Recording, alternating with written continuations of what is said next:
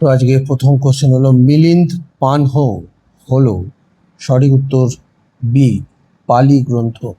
ভবভূতি হলেন একজন সঠিক উত্তর ডি উপরের সবগুলি, অর্থাৎ সংস্কৃত কবি, সংস্কৃত নাট্যকার, সংস্কৃত সাহিত্যিক।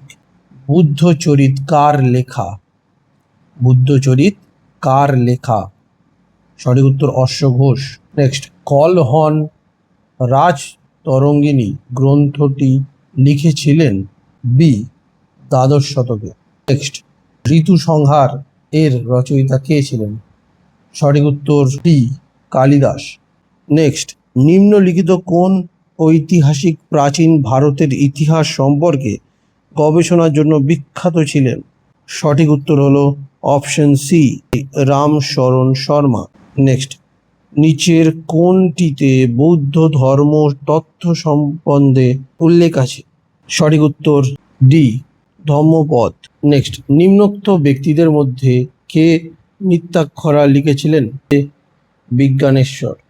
নেক্সট, নিম্নলিখিত কোন সম্রাটের সাথে নাসিক প্রশস্তি সম্পর্কিত? নাসিক প্রশস্তি সম্পর্কিত কার সাথে?